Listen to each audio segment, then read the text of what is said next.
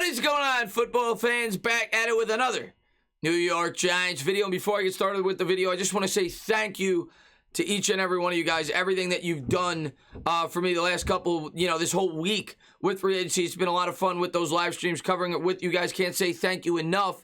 And of course, today it was live when it went down. Had a blast with each and every one of you guys as the Giants ended up with the wide receiver a lot of us were hoping for. Daniel Jones got his number one. Kenny Golladay, the former Detroit Lion, will now be a New York Giant. Of course, the Giants expressed interest last year via trade to try to bring in Kenny Golladay before things fell through midseason. And then free agency, a lot of us thought he was going to be franchise tagged. That didn't ultimately end up happening. And the Giants had their shot at bringing Kenny Golladay to be that number one wide receiver that will help out Daniel Jones. In addition to that, it's also going to help out all the other players on this roster. It should make, Sterling Shepard a better receiver because now he's not the number two or the number one option. Darius Slayton, same thing. So it should help the receivers along with Saquon Barkley as it should stretch out the field. That is what he brings to the table. 2 years ago, he averaged 18.1 yards a carry. We're going to get into all the numbers. In addition to that, this offseason, we also added Kyle Rudolph, which is going to help us tremendously in the red zone along with Kenny Golladay. Both of them are tall targets. Golladay stands at 6'4".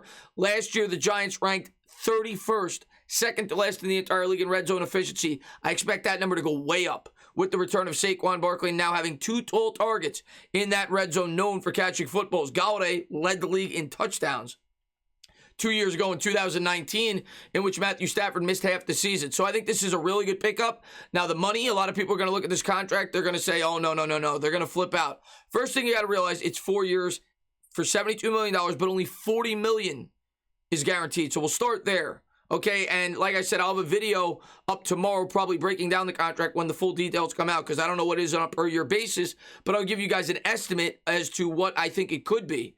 But it's only $40 million guaranteed over 4 years. To put it in context, Leonard Williams only signed a 3-year deal for $63 million, so $9 million less, but $45 million was guaranteed. So he actually got $5 more million guaranteed over a 3-year contract as opposed to Golladay, who got $40 million guaranteed over a 4-year contract, which tells me, much like the Golden Tate signing, and I don't know the specifics with that, if things go south with Kenny Golladay, if he gets hurt, and that's something that we got to worry about. If he regresses in play, he's going to be 28 next year. I think the Giants, of course, should have to take somewhat of a cap hit, but I think the Giants, and we'll see the details tomorrow, would more than likely be able to have the option to get out after 2 years, and definitely will have the option to get out after 3. But it's a contract that should certainly make Kenny Golladay happy in this market. I mean, you saw some of the deals that these wide receivers were signing. For the most part, nobody really signed for over $12 or $13 million a year. Golladay was the cream of the free agency crop, being that Allen Robinson was franchise tagged, and the Giants end up paying him, on average, $18 million a year. But the one thing you got to take into account, this is a longer deal. This is not a one-year deal. Like a lot of people point to Juju Smith-Schuster, who I think took a discount, but he came back on $8 million. But that is just a one-year deal based on this market. The way that Kenny Golladay looked at it, I'm sure his agent looked at it, was we want a 4-year deal, but we want it to be fair. In 2022, the market's going to accelerate. It's going to be $210 million. My client is going to be worth a lot more next year than he is now. So if you're signing him to a 4-year contract, let's even this out. How do you hit free agency next year with the increased cap? He probably would have been worth $20 or $21 million. So for next year's number and the year after that, if he could perform the way that we hope he can, it's actually, he's probably worth more than $18 million. But for this year, yeah, his market was probably more along the lines of $14, $15 million. But am I going to be upset about this contract? No, it gives the New York Giants a ton of freedom in this year's draft. And we'll talk a lot more about that after free agency is over. And I'm sure some of us are going to agree, some of us are going to disagree. We could easily double up at the wide receiver position. I know some Giants fans want to do that. I am definitely leaning either cornerback or offensive line. That's my opinion. But let's wait and see how they fill out the rest of this roster before we start to talk about the draft. Of course, we have Jackson coming in tomorrow, which could be the cherry on top. But, I mean, all things said, how could you have asked for much more if you were a New York Giants fan going into free agency? If you were being reasonable, you knew that Kevin Zeitler, after you heard the rumors, was going to be cut. Okay, they weren't able to work out an extension. You knew that, I knew, maybe you didn't know, but most people I think knew more than likely that Dalvin Tomlinson was not going to be back with this football team. The Giants filled as many holes as they could, most of them on short contracts. I want to reiterate that. A lot of people are going to say they're going hog wild. Is it going to hurt future cap space? My answer to that is I don't think so. Nobody on this team really has more than a 3-year commitment. Golladay, yeah, he's the only guy under a 4-year contract that's getting paid big money.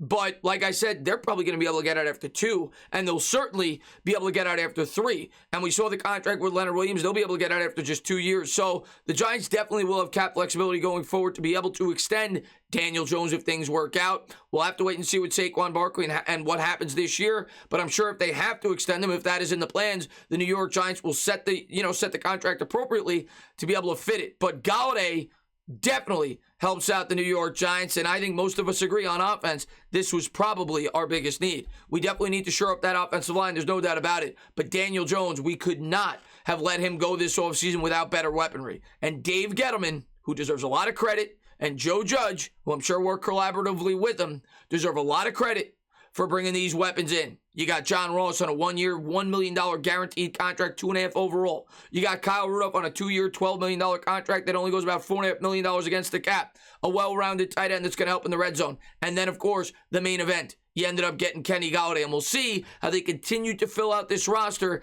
as we get to the draft. But Golladay, make no mistake about it, this guy is a borderline top 10 receiver. The thing you worry about, of course, are the injuries. Golladay got checked, right? I read several reports on Twitter yesterday. A big reason why this took as long as it did was one, and we're going to get into the quote in a second, Joe Judge and the New York Giants did an extensive background check on Kenny Golladay. They wanted to make sure that he was the guy. Of course, O'Brien has ties to him in Detroit, as does Patricia, and a lot of people felt like he may have held out last year when he could have came back and played. So I'm sure that Joe Judge was making sure that everything checked out. In addition to that, they checked that injury. They made him go to a hospital in New York where they checked that injured hip, and the Giants obviously liked what they saw, and that is when they offered him the contract for 4 years, $72 million, $40 million guaranteed. But let's go over some of the details. First thing, the Giants and Kenny Golladay have a 4-year, $72 million deal with a max of $76, meaning that there's incentives in the contract with $40 million guaranteed. And like I said, it's going to give them the freedom, and hopefully this isn't the case, probably to get out after 2 and certainly after 3. And if it's after 3, it would probably be almost little to no dead cap hit based on the fact that it's only $40 million guaranteed. But I'll wait until I see the contract details tomorrow. I could be wrong, but that's kind of where I'm leaning. Of course, the Giants probably will fit this contract accordingly, meaning that they're probably going to backload the salary a little bit next year to be able to fit under this year's cap. Sorry, got the hiccups.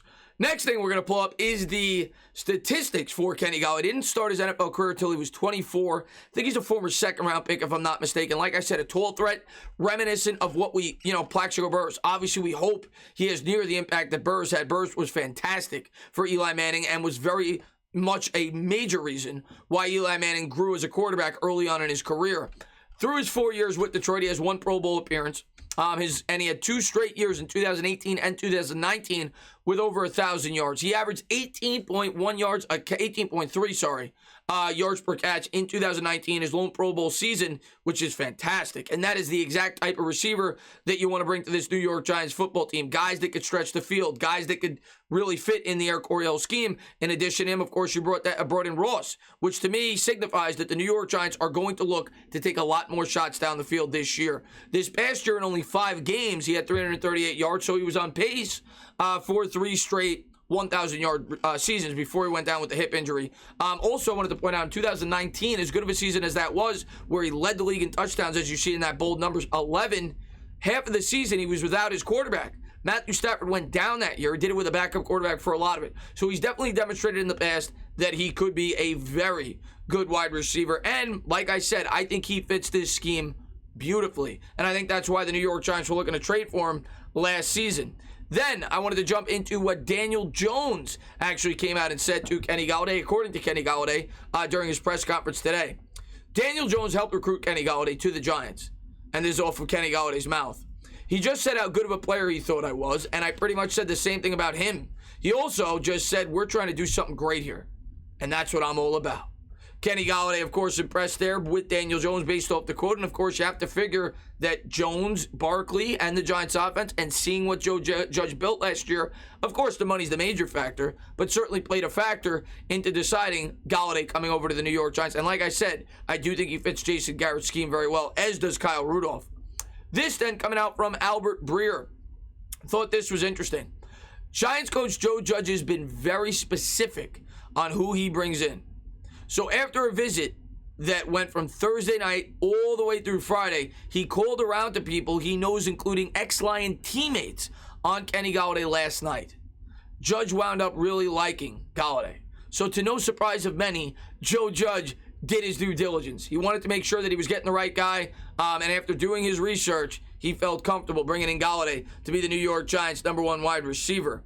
And then this from Albert Breer as well. And this was the other thing I wanted to pull up. New York Giants wide receiver Kenny Golladay had to win over the whole staff during a 24-hour visit with a ton of questions to answer. He did that. Stayed in Hoboken last night. Went to dinner with Jabril Peppers. Negotiations heated up this AM. The New York Giants gave him an option of a one-year deal or a multi-year deal. And ultimately, Golladay decided that he wanted to be with the New York Giants long-term. Didn't want that one-year deal. I'm sure the one-year deal was definitely less on a per-year average. It had to be. There's no way we would have been able to manipulate the money to fit it under the cap. Golladay wanted that long-term security. Like I said, it's maybe a 2-year guarantee. It's no more than a 3-year guarantee. So the Giants leave themselves some wiggle room to be able to get out of this contract if he gets hurt, if he struggles, and if they look to go a different avenue. But hopefully that's not the case, and I don't think it will be. I think Kenny Golladay will be great for this New York Giants football team, at least at the beginning of that contract. And I expect this New York Giants offense to be much more potent this year. Of course, getting Saquon Barkley back still has a lot to do with that. But now he has a legitimate threat on the outside to help him out. And that threat should only help all the other weapons on this offense. Now, the key thing this for the rest of this offseason for this offense, at least in my opinion, some people say get another weapon. I think they need to make sure that offensive line is good to go. Because if you can't block, it don't matter. We'll see if the New York Giants are able to address that in the draft. But for the free agency period, I don't think you could have asked for much more. I'm giving them an A. As always, guys, if you liked what you watched, please subscribe. Drop a comment. Maybe give me a little thumbs up. Cheers.